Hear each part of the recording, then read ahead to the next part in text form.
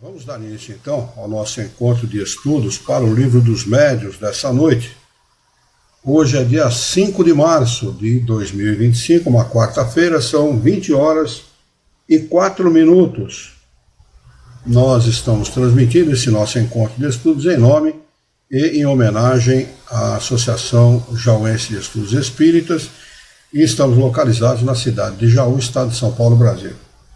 Nós vamos estudar de O Livro dos Médiuns, o capítulo 7, o início do capítulo 7, Bicorporeidade e Transfiguração. Esse capítulo é muito interessante, ele é esclarecedor, como todos eles, né? Mas esse aqui realmente fala um pouco mais de perto aquilo, aos interesses humanos, né? Ele vai tratar de as aparições de espíritos vivos, homens duplos, Santo Afonso de Liguori e Santo Antônio de Pádua, Vespasiano, transfiguração e invisibilidade. São coisas realmente muito interessantes, né? Kardec pesquisou e mostra para nós que são coisas naturais, coisas normais, não tem nada de nem de maravilhoso, nem de sobrenatural, como todas as coisas que nós vemos aí.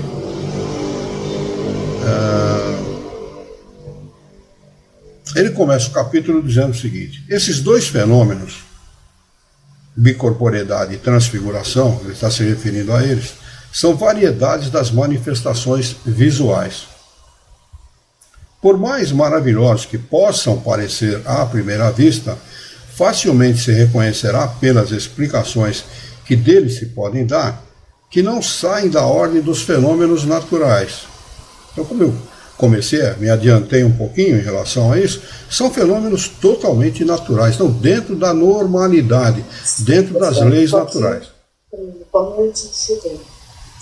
Simone, o teu microfone está aberto, filha, e a gente não está conseguindo ver a tua imagem, viu? Entrou em uma apresentação aí, alguma coisa assim. Isso.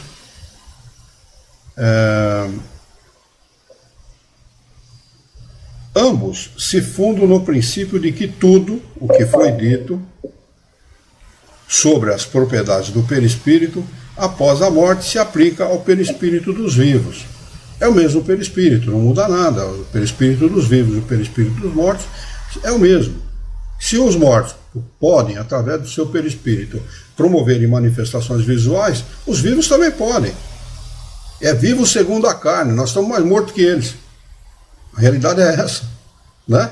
São mais vivos aqueles que não têm corpo físico, e eu estou falando vivo do aspecto de liberdade, capacidade de raciocínio, capacidade de transmissão desse raciocínio, capacidade de comunicação, de todas as coisas que a gente pode imaginar, pensar, né? Nós estamos alocados num corpo físico que não nos faculta o direito que os espíritos têm. Não permite. O nosso sensorial está todo limitado no corpo. Todinho limitado no corpo. Para os espíritos não é assim, né? Ele percebe pelo seu, vamos dizer, vou chamar só para o bom entendimento. Não é assim. Mas ele percebe pelo seu ser inteiro. Ele vê 360 graus, ouve 360 graus, se comunica pela força do pensamento, pensamento para pensamento, ele se desloca pela força do seu pensamento, ele age sobre tudo que ele quiser agir pela força do seu pensamento também, não é?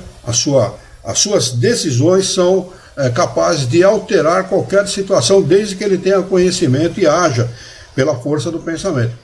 Completamente diferente da gente, totalmente diferente. Então, por isso que eu falei, e desse ponto de vista, eles estão mais vivos do que nós. Mas nós podemos, pelo nosso perispírito, também promover as aparições, promover os mesmos fenômenos que promovem os desencarnados. Ele segue: sabemos que os espíritos, durante o sono, recobrem em parte a sua liberdade, em parte, porque ele está ligado ao corpo por aquele cordão fluídico, que nós todos já sabemos, já estudamos. Ou seja, que ele se afasta do corpo. E é nesse estado que muitas vezes temos a ocasião de observá-lo. No momento em que ele se separa do corpo, né? Está dormindo, o espírito se separa, e aí ele pode ser observado como outro desencarnado qualquer. Com a única diferença que ele tem aquele cordãozinho ligado lá com o corpo, né? Mas o espírito, tanto do vivo quanto do morto, a gente pode trocar isso do encarnado e desencarnado, né? Seria mais, para o entendimento, seria melhor falar assim, né? E você fala de morto aqui, não existe morto, né? Na acepção da palavra, né? E morto para muita gente é o desaparecimento de tudo, né? Desaparece tudo, acaba tudo, então o cara está morto, mas não é assim, né? Então seria melhor aplicar encarnado e desencarnado. Tem sempre o seu envoltório semimaterial, que pelas mesmas causas já referidas pode adquirir a visibilidade e a tangibilidade, como sem o corpo físico. Tá? Ele está falando dos mesmos efeitos, dos mesmos fenômenos de aparição causada pelos desencarnados. O encarnado pode promover exatamente a tangibilidade e a visibilidade, como promove os desencarnados. Há casos bastante positivos que não podem deixar nenhuma dúvida a esse respeito. Citaremos somente alguns exemplos do nosso conhecimento pessoal, cuja exatidão podemos garantir. Kardec falando aqui. Pois todos estão em condições de acrescentar outros, recorrendo às suas lembranças. A mulher de um nosso amigo viu repetidas vezes, durante a noite, entrar no seu quarto com a luz acesa ou no escuro, tanto fazia, uma vendedora de frutas da vizinhança, que ela conhecia de vista, mas com a qual nunca havia falado. Essa aparição a deixou muito apavorada, tanto mais que a senhora, na época, nada conhecia de espiritismo, e o fenômeno se repetia com frequência. A vendedora estava perfeitamente viva e, de certo, dormia naquela hora. Enquanto o seu corpo material estava em casa, o seu espírito e seu corpo fluídico, perispírito, estavam na casa da senhora. Qual o motivo? Tem uma razão de ser. Isso não acontece por acaso, não acontece por acontecer. Há uma razão lógica para isso, um fundamento por trás disso, um objetivo por trás disso. Não se sabe, eles não conseguiram definir a razão. Mas a gente pode, pelo estudo da doutrina, por aquilo que os espíritos superiores ensinam, o propósito é sempre didático, de ensinar alguma coisa. Esse é sempre o propósito. Esse é sempre o objetivo. Então, se ela não conhecia a doutrina espírita antes do fenômeno, ela procurou a resposta aonde? Na doutrina espírita. Qual o propósito dessa aparição? Ajudá-la a buscar a resposta. É sempre assim. Tudo que acontece na nossa vida tem sempre esse propósito. Nós somos, do ponto de vista da maturidade do senso moral, nós todos, estou falando do modo geral, a humanidade, aqueles que habitam a nossa terra, né? A humanidade terrena, somos, em sua maioria, infantis do ponto de vista da maturidade do senso moral. Tanto que ainda a maioria dos que habitam aqui a terra dão valor para as coisas fúteis. Haja visto o que a gente vê aí ao longo desses 4, 5 dias aí de carnaval. Um absurdo, absurdos atrás de absurdos, absurdos cometidos por crianças, né? Que são impacientes, que são indiferentes, que são irresponsáveis, e cometem esses absurdos como uma criança. Eu vi uma criança recém-nascida, praticamente recém-nascida, ele devia ter alguma coisa em torno de 1 aninho, não tinha 2. Num apartamento, porque a gente sabia que era apartamento que tinha uma rede na frente da janela, uma rede de proteção, para o corpo não se projetar, e uma escada. A mãe colocou do lado de uma máquina de lavar uma escada, meia de lado, assim, né? Pois ele não teve dúvida, ele subiu aquilo e sentou no último degrau, e ficou olhando lá para baixo, dando com a mão pro pessoal que ele estava vendo, né? Essa é a infantilidade, né? A falta de senso de perigo, de noção de perigo de uma criança. Assim somos nós, da mesma maneira. Porque se o espírito encarnado soubesse o perigo que ele está correndo, quando ele dá ouvidos, quando ele valoriza coisas materiais, futilidade da vida, apego aos bens materiais, apego à materialidade da vida, né? Quando ele valoriza o sensorial, apenas as sensações, se ele soubesse do perigo disso, ele não subiria na escada como fez o bebezinho, não. Nós trilharíamos ou procuraríamos trilhar outros caminhos. Caminhos mais, assim, mais maduros, caminhos mais prudentes, caminhos que nos levariam mais à proximidade de Deus, né? E, no entretanto, o que nós fazemos? Nós subimos a escada e ficamos lá sentadinhos dando tchau para o pessoal que está lá. Sorte que tinha redinha, né? O papai e a mamãe foram responsáveis e colocaram aquela redinha, senão não custa nada para sentar na beira daquele troço lá e ficar com as perninhas balançando, né? Não custa nada, brincam com o perigo, é assim que nós fazemos. Nós brincamos com o perigo durante a nossa encarnação, porque a encarnação tem um propósito de fazer com que o espírito progrida, evolua, progrida, acumule conhecimento e progrida do ponto de vista intelectual e moral. O que nós fazemos? Nós vamos no caminho inverso. Os valores que nós... para os quais, as coisas para as quais nós damos valor neste mundo, é o caminho exatamente oposto da nossa felicidade espiritual. É o caminho oposto. Esta é a realidade. Ele segue dizendo o seguinte: nesse caso, um espírita já experimentado lhe teria feito a pergunta, mas a senhora nem sequer teve essa ideia. A aparição sempre se desfazia sem que ela soubesse como. E sempre, após o seu desaparecimento, ela ia ver se todas as portas estavam bem fechadas, como se isso impedisse um desencarnado de adentrar a nossa casa. Não impede, estão junto de nós, ombreiam conosco, estão ali, né, entre nós, convivendo conosco, sempre. Simone, a sua imagem não está aparecendo e a sua voz de vez em quando aparece aí no fundo. O seu microfone está aberto. Se você puder fechar o seu microfone, a gente agradece. Assegurando-se... Obrigado.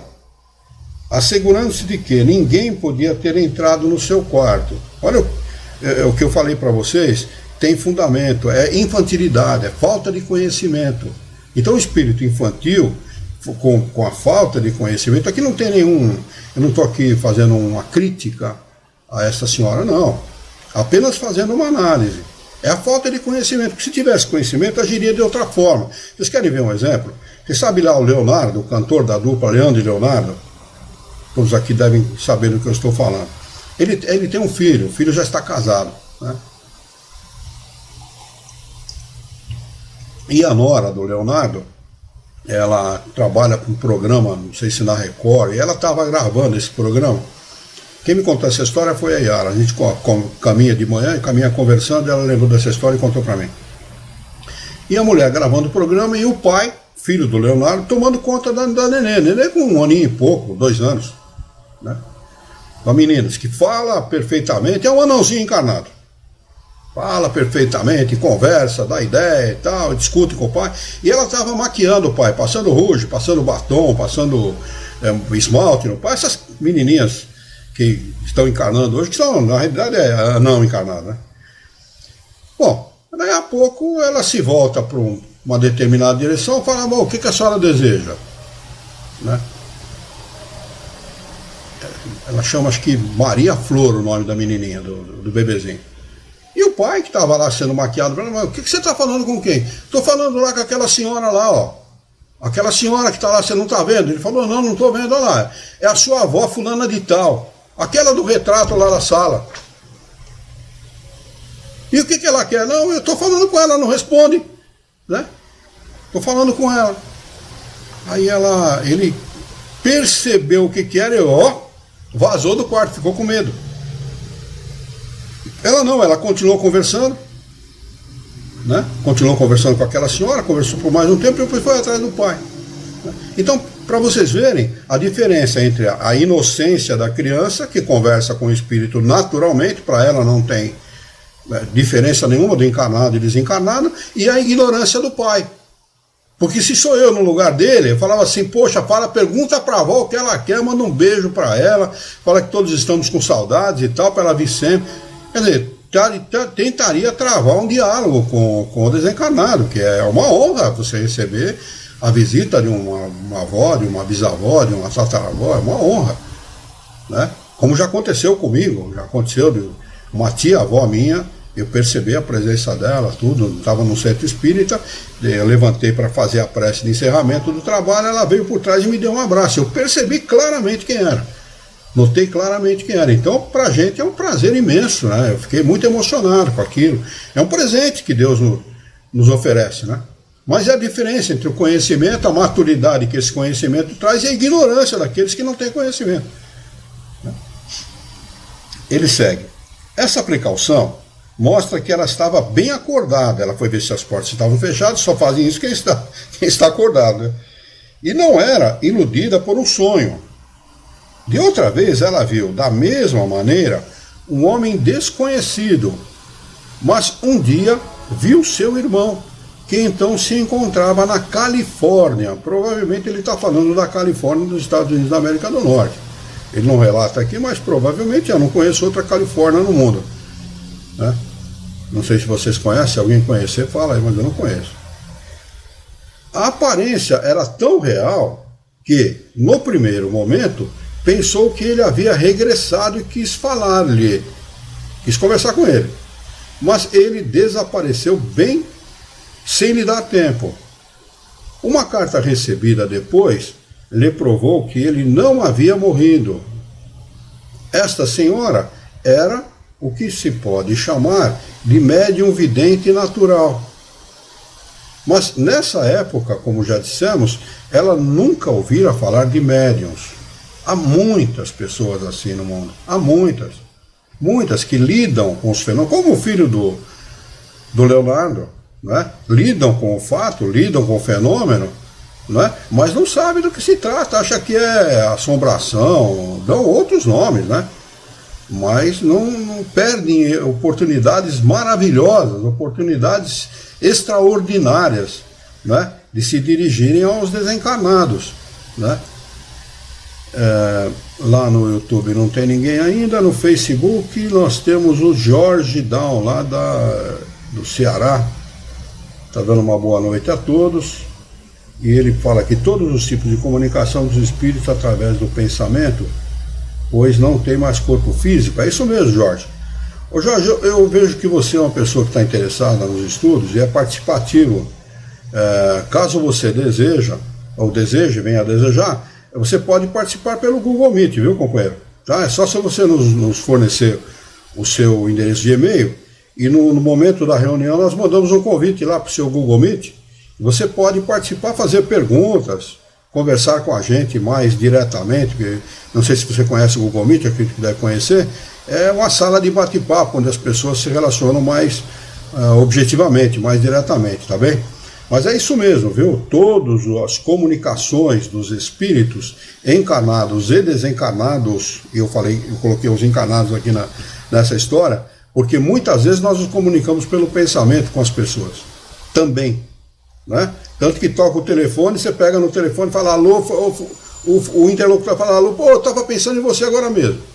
Primeiro vem o pensamento para depois vir a mensagem através do telefone. Toca a campainha, nossa, mas eu estava pensando em você, puxa vida, que legal e tal. A mesma coisa, o pensamento sempre vem na frente das nossas ações, tanto encarnados como desencarnados.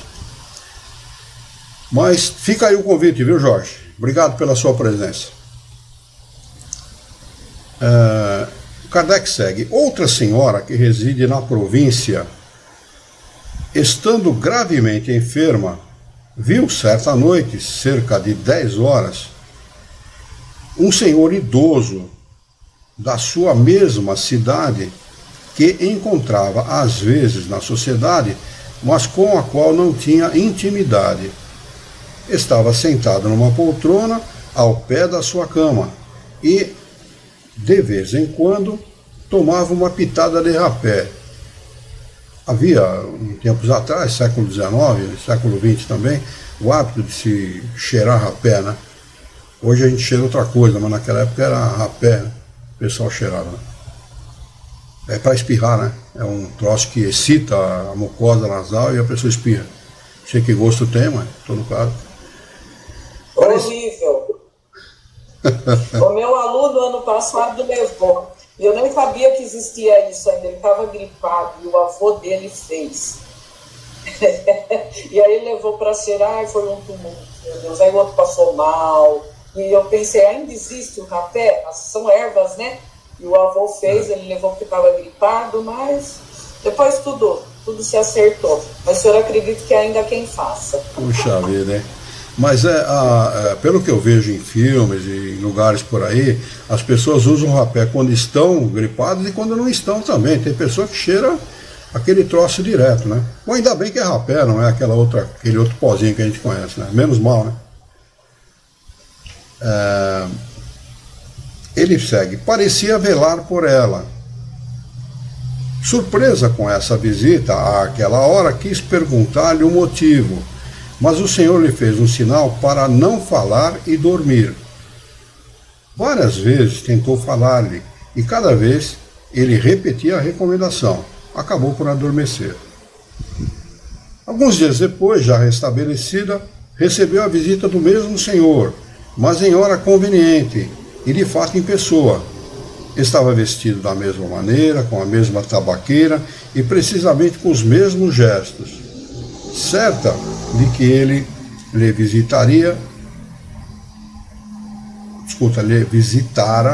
durante a doença. Agradeceu-lhe o trabalho que tivera. O Senhor, muito espantado, disse que há tempos não tinha o prazer de vê-la. A senhora, que conhecia os fenômenos espíritas, conheceu o que se passara, mas não querendo entrar em explicação a respeito, contentou-se em dizer-lhe que provavelmente sonhava.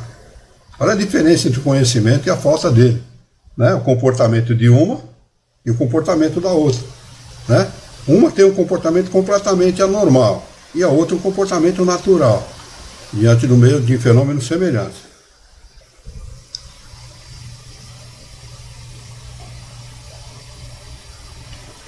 Ele segue, o provável é isso, dirão os incrédulos, os espíritos fortes, os que por essa expressão entendem pessoas esclarecidas. Mas o que consta é que essa senhora não dormia tanto como a outra. Então, sonhava acordada, ou seja, teve uma alucinação. Eis a palavra final, a explicação de tudo o que não se compreende. Como já refutamos suficientemente essa objeção, prosseguiremos para aqueles que podem compreendê-los. Kardec não perdia muito tempo, não gastava muita vela com mal defunto, não. Ele ia para frente, né? Que é o que realmente interessa. Não adianta você ficar tentando explicar para quem não quer entender, né? Eis, porém, um caso mais característico e gostaríamos de ver como se poderia explicá-lo por um simples jogo de imaginação. Um senhor, residente da província, jamais quis se casar, malgrado as instâncias da família.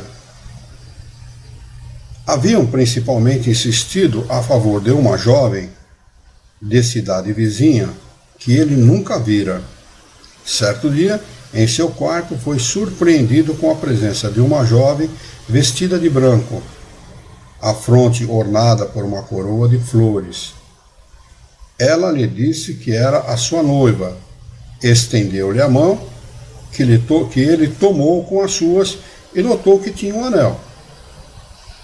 Em poucos instantes, tudo desapareceu. Surpreso com essa aparição e seguro de que estava bem acordado, procurou informar-se se alguém havia chegado durante a noite. Respondeu-lhe que ninguém fora visto na casa. Responderam-lhe que ninguém fora visto na casa. Um ano depois, cedendo às novas solicitações de um parente, decidiu a ir ver aquela que lhe propunham.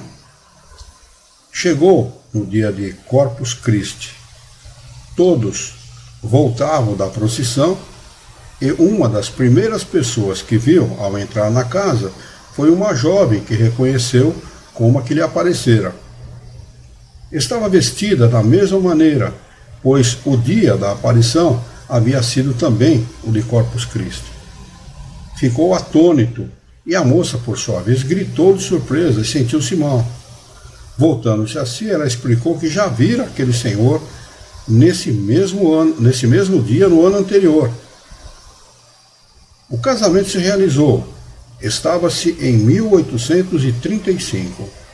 Nesse tempo, não se tratava dos espíritos, e, além disso, são pessoas extremamente positivas, dotadas da imaginação menos exaltada que pode haver no mundo. Quer dizer, 1835, ainda faltava aí quase 22 anos para o surgimento do Livro dos Espíritos. Então, eles não eram pessoas de imaginação exaltada, nada disso. Um acontecimento natural. Os espíritos se relacionam, encarnados e desencarnados se relacionam. Os encarnados com os encarnados, os desencarnados com os desencarnados e vice-versa também, se relacionam naturalmente. Poderão dizer que ambos estavam tocados pela ideia da união proposta e que essa preocupação provocou uma alucinação. Mas não se deve esquecer que o futuro marido permanecera tão indiferente ao caso que passou um ano sem ir ver a noiva que lhe ofereciam. Mesmo admitindo essa hipótese, restaria explicar a semelhança da aparição, a coincidência das vestes com o dia de Corpus Christi. E, finalmente, o reconhecimento físico entre pessoas que jamais se haviam visto, circunstâncias que não podem ser produzidas pela imaginação. É muito verossímil, aquilo que aconteceu. Há muita veracidade no relacionamento, no fato, nas roupas, na coincidência de data e tudo mais. Aqui tem o rodapé de número 1, que é uma nota do professor José Herculano Pires, que diz o seguinte: tenta-se hoje explicar os casos dessa natureza pela telepatia, como se vê no livro de Tyrrell, Aparições, é o título do livro. Mas essas teorias parapsicológicas são apenas tentativas de escapar à explicação espírita e se tornam ridículas pelo expediente absurdo que tem de servir-se. Como notou o professor Harry Price, da Universidade de Oxford, Inglaterra, o próprio Tyrrell reconhece que a sua teoria deixa grande quantidade de casos sem explicar. Então não é explicação. Aquilo que não consegue explicar o fato todo, não é explicação. É uma meia-verdade. Se é meia-verdade, pode ser considerada meia-mentira também. Isso no prefácio do livro. No próprio prefácio do livro diz que não pode explicar tudo. Legal, né? Eu não perderia tempo de ler esse livro, não. Na verdade, só a teoria explica até hoje todos os fatos sem as incongruências dessas hipóteses engenhosas, coloca o professor entre parênteses, como Price chamou a de Tyrrell. Abre aspas, ver Apparitions, deve ser aparições, de G.N.M. Tyrrell, Pantheon Books, Nova York, 1952, tem a minha idade, ou tradução castelhana, Apariciones, edição Buenos Aires, Argentina, 1965, versão Juan Rojo, nota do tradutor, nota do professor José Herculano Pires. Kardec segue: antes de prosseguir, devemos responder a uma pergunta que inevitavelmente será feita: como o corpo pode viver enquanto o espírito se ausenta? Poderíamos dizer que o corpo se mantém pela vida orgânica, que independe da presença do espírito, como se prova pelas plantas, que vivem e não têm espírito. Quando ele fala não tem espírito, ele está querendo dizer não tem espírito conforme nós o conhecemos no ser humano. Existe lá um princípio inteligente, tá bem? Que a gente pode dizer também, em última análise, que é um espírito. Ele está em progresso, ele está em evolução, né? Mas não é um espírito como nós conhecemos no homem. O homem é único. Sempre tenham isso em mente. Porque muita gente quer fazer dos animais homens, seres humanos, e dos seres humanos animais. Que é uma grande estupidez. Tá? O animal nunca será um homem. Ele nunca terá condição de compreender o homem, de estabelecer uma relação como os dois homens estabelecem-se entre si. Bem, e a planta também não tem essa mesma condição. São espíritos em progresso, em evolução, que estão passando pelas diversas fases até chegar à fase luminal, que vai lá na frente. Isso não acontece no nosso planeta, acontece em outros planetas que a gente desconhece, tá bem? Mas que não tem nada a ver com o homem. O homem é um ser único, com condições únicas. Só ele vive em estado de erraticidade, aprende e se desenvolve em estado de erraticidade. Os animais não ficam em estado de erraticidade. É só pegar o Livro dos Espíritos, questão de número 600, quando Kardec pergunta se existe animal em estado de erraticidade. Eles não. Eles reencarnam quase que imediatamente. Então só o homem, só o ser humano, aquele espírito que atingiu a fase luminal, fica em estado de erraticidade. Ele tanto aprende lá, em estado de erraticidade, no mundo dos espíritos, como aprende aqui. A proposta é sempre o progresso do espírito. Não é? Ele segue, mas devemos acrescentar que, durante a vida, o espírito jamais se retira completamente do corpo. Ele não consegue isso, ele consegue um distanciamento parcial, aonde ele recupera parte de sua liberdade de espírito, mas não total. Total só vai acontecer quando ele desencarnar. O Diniz acabou de entrar lá pelo YouTube. Obrigado pela sua presença, Diniz. Boa noite para você também. A Marlene acabou de entrar também. Boa noite para você, Marlene. Na realidade, a sua afirmação, Jorge, que nascemos no mineral, não é verdadeira, não é bem assim. O espírito não nasce em lugar nenhum, tá? Ele vive no mineral, no vegetal, no animal e no homem. Tem uma frase de uma pessoa que é adepta da doutrina espírita. Essa frase não é uma frase espírita, mas ela é adepta do espiritismo, que fala a respeito disso, tá? O espírito, ele é, a origem dele é o elemento espiritual. Então a criação é Deus, leis naturais, elemento espiritual e elemento material. Nós não sabemos como, mas o espírito, ele, num determinado momento, ele se individualiza. É associado à menor partícula da matéria e passa daí a fazer a sua evolução. Então ele não nasce no mineral. A afirmação sua está errada do ponto de vista técnico, tá bem? E a Dirce Meiado está dando uma boa noite a todos aqui também, acabou de entrar lá pelo Facebook. Boa noite para você também, Dirce. Obrigado pela sua presença, viu? Tomando muita água hoje. Também está fresquinho aqui, não? Kardec segue. Os espíritos, como alguns médiuns videntes reconhecem o espírito de uma pessoa viva por um traço luminoso que termina no seu corpo, fenômeno que jamais se verifica se o corpo estiver morto, pois então a separação é completa.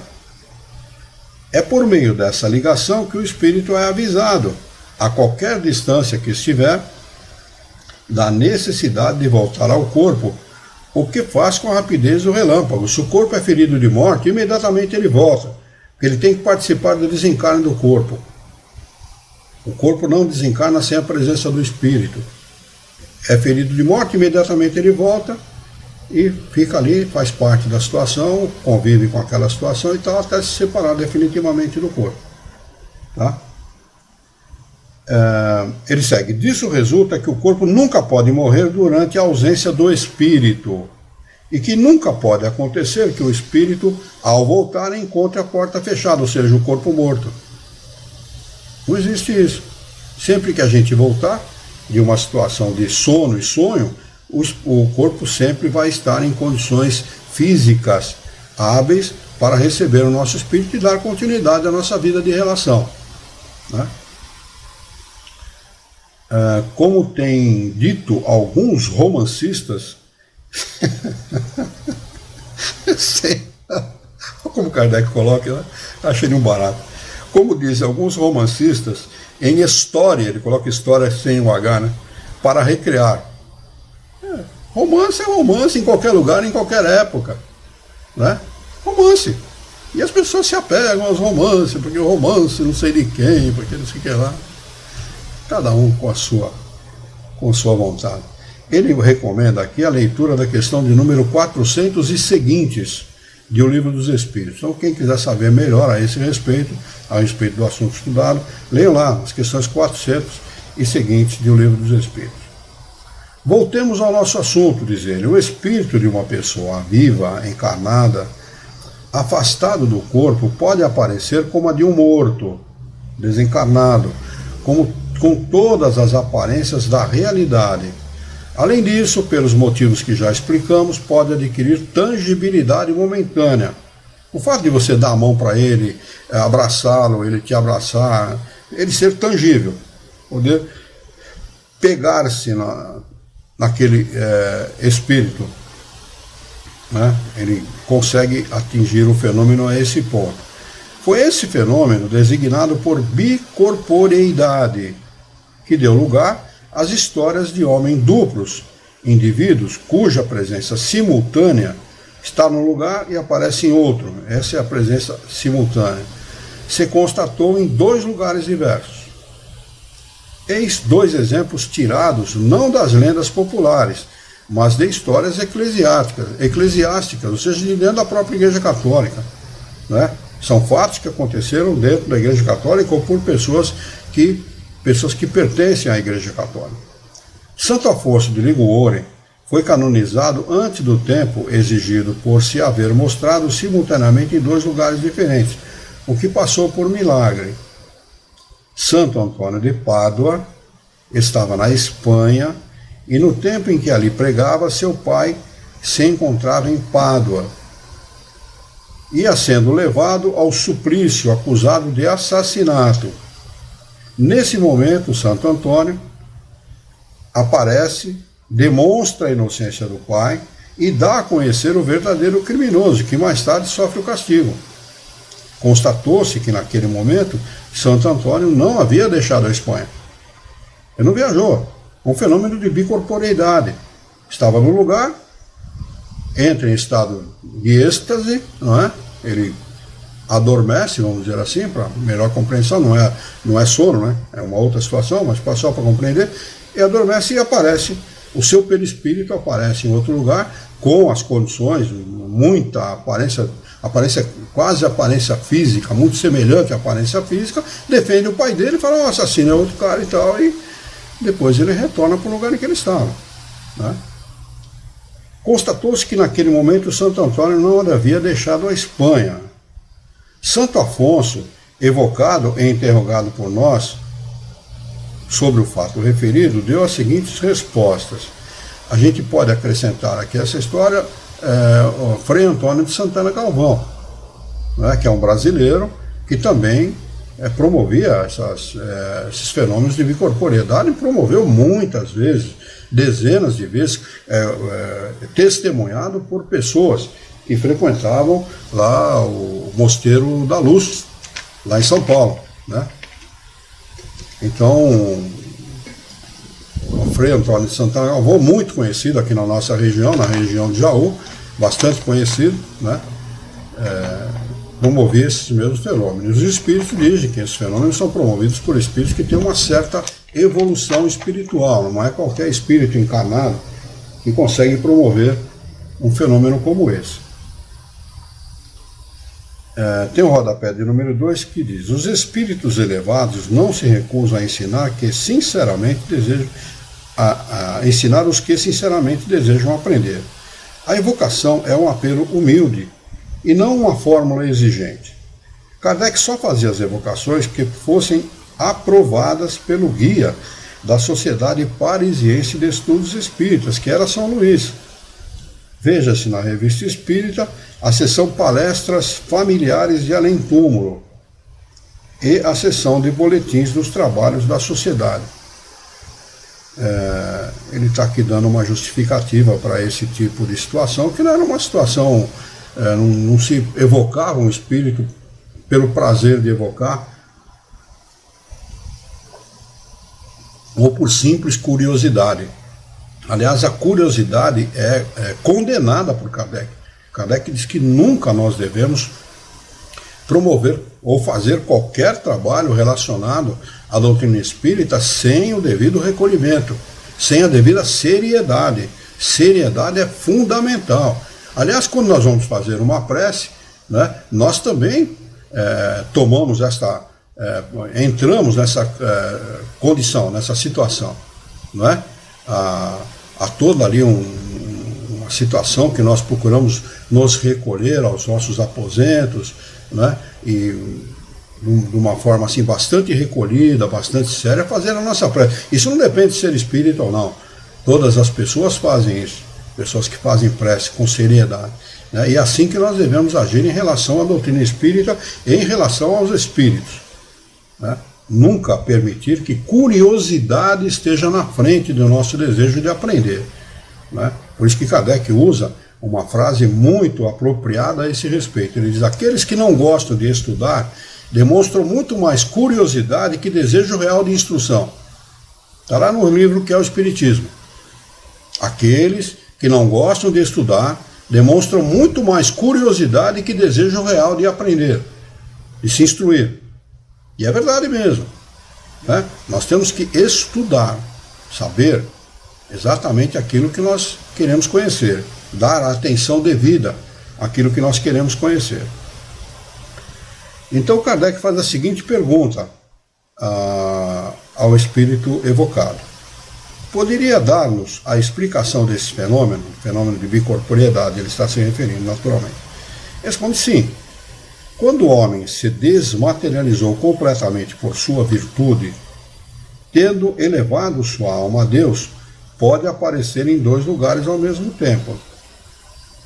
E como? O espírito encarnado, sentindo chegar o sono, pode pedir a Deus para se transportar a algum lugar. Seu espírito, ou sua alma, como quiseres, abandona então o corpo, seguido de uma porção do seu perispírito. Uma porção fica lá junto no corpo, uma porção o segue. E deixa a matéria imunda. Olha como ele chama a matéria aqui, né? E a gente cuida tanto dessa matéria, ele chama de matéria imunda. Acaba com a nossa alegria, né? Num estado vizinho da morte. Digo vizinho da morte porque o corpo permanece ligado ao perispírito. E a alma, a matéria, por um liame que não pode ser definido. Uma ligação, aquele cordão fluídico. O corpo aparece então no lugar pedido. Creio que é tudo o que deseja saber. Aconteceu com o Frei Antônio aqui na beira do rio Tietê, né? Havia um grupo de pessoas que estavam desbravando aqui a região, e lá numa discussão entre o feitor e um sujeito que fazia parte do grupo, o sujeito que fazia parte do grupo meteu o facão no cara e tal, e ele ficou em estado de quase a ponto de desencarnar. E ele clamava, ele pedia muito para receber a extrema-unção. Eu não sei se ele provavelmente conhecia o Frei Antônio, ou por alguma razão, ele clamou ao Frei Antônio que lhe desse essa extrema-unção. O Frei Antônio está rezando uma missa lá na Luz, né? No Convento da Luz, e ele pede para todo mundo ficar em silêncio, senta, né? Eleva o seu pensamento, entra nesse estado que ele comenta aqui e aparece aqui na beira do rio Tietê. Tem uma capelinha até hoje que marca o lugar, né? Não é a capela original, porque o rio já tomou a margem ali onde era a capela original, mas tem fotos dessa capela, eu tenho fotos dessa capela, da capela original, e fizeram uma outra mais para dentro que marca esse fato. Ele vem, dá a extrema-unção a essa pessoa e depois volta a rezar sua missa lá em São Paulo. Bom, de São Paulo aqui só tem 300 quilômetros, né? Quer dizer, mais verdadeiro que isso, impossível, né? Pergunta de número 2. Isso não nos dá explicação da visibilidade e da tangibilidade do perispírito? Resposta. Estando desligado da matéria, segundo o seu grau de elevação, o espírito pode se tornar tangível à matéria. Terceiro, pergunta. É indispensável o sono do corpo para o aparecimento do espírito em outros lugares? Resposta. A alma pode se dividir quando se deixa levar para longe do corpo. Pode ser que o corpo não durma, embora seja isso muito raro, mas então não estará em perfeita normalidade. Estará sempre mais ou menos em êxtase. Tem um rodapé de número 3 que diz o seguinte: Ernesto Bosano, um italiano que era pesquisador também da doutrina espírita, relata casos de comunicação por psicografia ou aparição de pessoas em estado de vigília. Na realidade, Ernesto Bosano e outros pesquisadores da sua época, que eram mais ou menos contemporâneos de Kardec, ali ficaram por aí nas imediações, eles pesquisavam, não como Kardec, as leis que regiam os fenômenos, mas a veracidade dos fenômenos. São duas coisas completamente independentes. Tá? O trabalho de Kardec foi importantíssimo para a doutrina espírita. O trabalho desses nossos irmãos foi um trabalho importante também, mas apenas para determinar a veracidade dos fenômenos, o que não levaria à confecção de uma obra como a obra de Kardec, e nem ao entendimento de que os fenômenos são fenômenos naturais, porque são regidos por leis naturais, né? Veja a diferença entre uma coisa e outra. Ele segue, mas sempre em momentos de distração ou cochilo. As pesquisas parapsicológicas atuais consideram esses casos como de telepatia, mas sempre admitindo um estado de inconsciência ou semiconsciência como condição necessária. Muitos parapsicólogos já admitem um fenômeno de projeção do eu. Eles dão uns nomes esquisitos, né? Mas é o nome que eles dão. Que corresponde à irradiação da alma, de que trata Kardec na nota seguinte, a explicação de Santo Afonso. Nota do tradutor.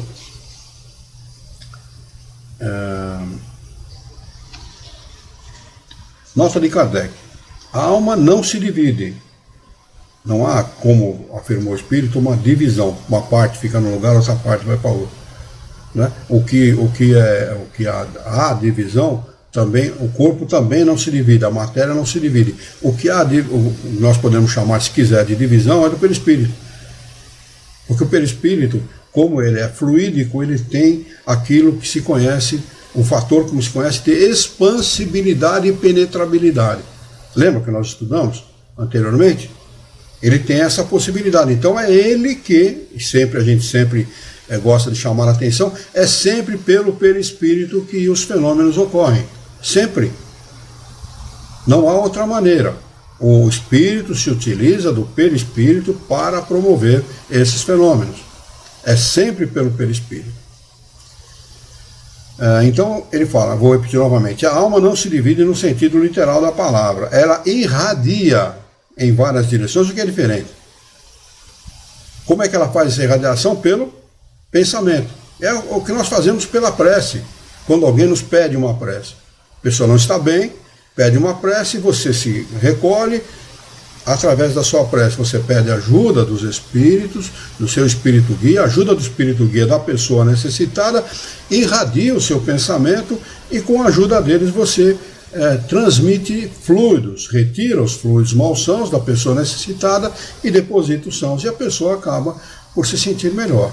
Isso acontece invariavelmente, desde que seja permitido por Deus, é claro, sempre com a permissão dele, e que a pessoa que pediu ajuda seja merecedora. Pelo fato de pedir ajuda, já é merecedora. Por quê? Porque se tornou mais humilde. Pediu humildemente a ajuda de alguém. O que não acontece com o orgulhoso, com o prepotente, com o vaidoso. Né? Só o fato de ter se humilhado, ou humildemente pedido ajuda, já é um fato que auxilia muito a pessoa que esteja necessitada naquele momento. Então, ele irradia em várias direções e pode, assim, manifestar-se em muitos lugares sem se fragmentar. É o mesmo que se dá com a luz ao refletir em muitos espelhos. Pergunta de número 4. Estando o homem mergulhado no sono, enquanto seu espírito aparece ao longe, como aconteceria se fosse subitamente despertado?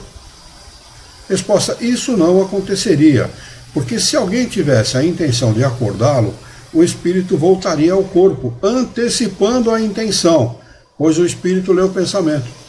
E não está falando de desencarnado, hein? Ele não está falando de desencarnado, notem isso.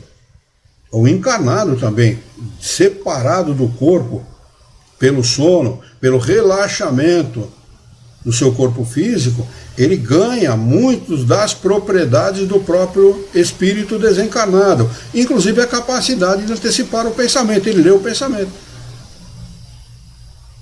Por isso que muita gente gosta de dormir, não é? Não é legal?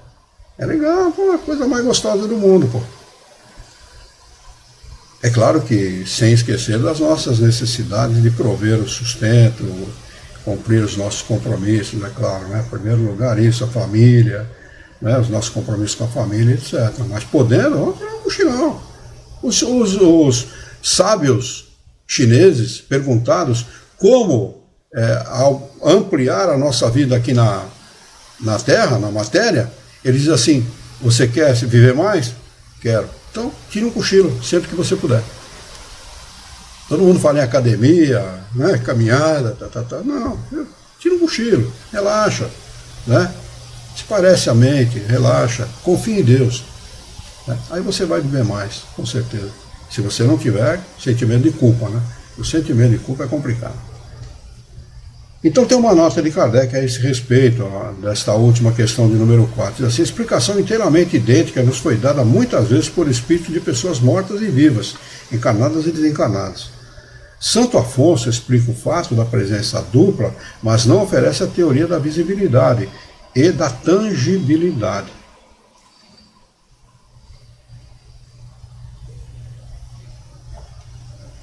Deixa eu ver se tem alguma pergunta por aqui. O Diniz não fez nenhuma pergunta.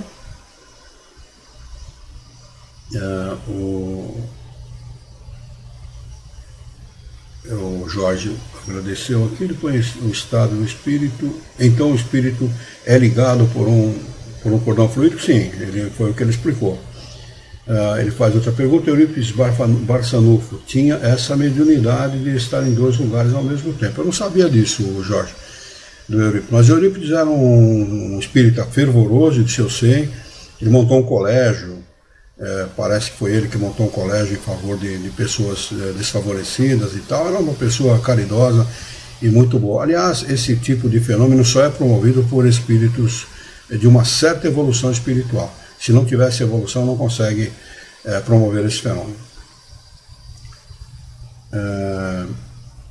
Item número 120.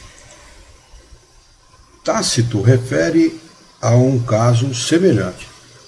Durante os meses que Vespasiano passou em Alexandria, esperando a volta periódica dos ventos estivais e da estação em que o mar oferece segurança, muitos prodígios aconteceram, pelos quais se manifestou a proteção do céu e o interesse dos deuses por aquele príncipe. Esses prodígios aumentaram o desejo de Vespasiano de visitar a morada dos deuses para consultá-los a respeito do império. Ordenou que o templo fosse fechado para todos. Entrou e estava inteiramente atento ao que o oráculo ia pronunciar, quando percebeu atrás dele um dos egípcios mais importantes, chamado Basílido, que ele sabia estar doente em lugar distante, muitos dias de Alexandria. Perguntou aos sacerdotes se Basílido viera ao templo naquele dia. Informou-se com os transeuntes se o tinham visto na cidade e enviou homens a cavalo e assegurou-se de que, no momento, ele se encontrava a 80 milhas de distância. Olha, se o valor de uma milha corresponde ao valor da milha que nós conhecemos hoje, daí quase em torno de 140 quilômetros, aproximadamente 150 quilômetros de distância de onde ele estava. Se correspondeu ao mesmo valor, acredito que corresponde. Então não teve dúvidas de que a visão era sobrenatural. E o nome de Basílio ficou sendo para ele um oráculo. Dá tempo de nós lermos a questão de número 121, mas tem um rodapé aqui do tradutor que diz o seguinte: esse episódio histórico adquire maior importância quando sabemos que os egípcios se dedicavam a práticas de desdobramento. Essa palavra desdobramento é a coisa mais mal cunhada que eu conheço até hoje. Desdobramento não existe. O espírito se projeta, não se desdobra. Pegue um papel e dobra em 4, depois você desdobra, isso é desdobramento. É a coisa mais mal cunhada que existe. Não existe isso. Dentro do espiritismo não se usa. Fulano faz desdobramento. Para com isso, rapaz. Estuda Kardec, pelo amor de Deus. Pelo amor de Deus, estuda em Kardec. Ou projeção do eu, servindo-se até mesmo de drogas alucinógenas. É o que fazem aí com o tal do... Como é que chama aquela droga lá que o pessoal usa? Santo Daime, né? O pessoal usa aquele troço para expandir a consciência e faz aquele troço. Aí gente vê coisa que não quer, viu? Não façam isso. Eu conheço gente que tomou, foi avisada pelo espírito guia, não faça, e fez. E não gostou da experiência, não. Eu acho que não compensa você usar nenhum tipo de aditivo. Deixe o seu cérebro trabalhar como ele foi projetado. Para a experiência que ele foi projetado. Não vá atrás dessa besteira, porque é a mesma coisa que usar qualquer outro tipo de droga. Você vai ligar determinadas partes do cérebro que não eram para ser ligadas. Aí você começa a ver coisa que não deve. Né? É perigoso. Experiências atuais confirmam esses fatos. Bom, já estamos às 21 horas. Vamos marcar aqui o item de número 121 para nós retomarmos na próxima quarta-feira. Então, item número 121 deste mesmo capítulo que nós estamos, para nós retomarmos na próxima quarta-feira, dia 12. Aí vai estar todo mundo descansado, vai estar melhor, ninguém pulou o carnaval, vai estar melhor para nós estudarmos. Vamos lá, deixa eu ver se tem alguma coisa aqui no YouTube, nenhuma pergunta. Lá no Facebook, nenhuma pergunta também. Vamos lá, alguma dúvida? Alguém quer fazer alguma pergunta? A Simone não deu o ar da sua graça, eu gostaria de ver seu rosto, mas não foi possível, né, Simone? É uma pena. Alguém tem alguma pergunta, alguma dúvida? Ah, agora apareceu, né? Apareceu a Margarida, né? É pra gente lembrar da marchinha de carnaval? Vamos lá então. Tá fechado o seu microfone, eu não estou te ouvindo. Abra o microfone para você falar novamente que eu não consegui te ouvir. Oi. Legal, obrigado pelo oi. Desculpa, eu preferi ficar mais reservada hoje. Uhum. Mas eu gostei muito da palestra. Não, foi mas muito interessante. A gente, eu tô te cutucando mesmo, é para você, é para mexer com a pessoa mesmo. Tá bom. Tá bom? Não tem problema. É provocação. Tá bom. Tá legal. Né? Vamos fazer a nossa prece então? Muito bem. Vamos então elevar o nosso pensamento, mentalizar a figura excelsa e amiga daquele que é o nosso mestre e modelo e guia de toda a humanidade, Jesus de Nazaré, e juntos com Jesus vamos nos dirigir ao Criador, ao Senhor da vida, fonte inesgotável de paz, de amor, de bondade, misericórdia e, sobretudo, justiça, para agradecê-lo muito pela oportunidade de aqui estarmos reunidos em seu nome, para estudarmos e discutirmos as questões propostas pelo Livro dos Médiuns dessa noite. Queira o vosso amor, a vossa bondade, a vossa misericórdia, que tenhamos bom ânimo, coragem, determinação, ideias renovadas, alegria de viver e muito entusiasmo, para que nós possamos trabalhar e sermos úteis à sociedade em que vivemos. Dá-nos ainda, Senhor, a força e a coragem para orientarmos a própria existência por um profundo e sincero respeito pelo nosso próximo. Em Teu nome, Senhor, em nome de Jesus, em nome dos bons espíritos, em nome do nosso diretor espiritual e de toda a sua equipe, nós declaramos encerrado os nossos estudos dessa noite, e que assim seja.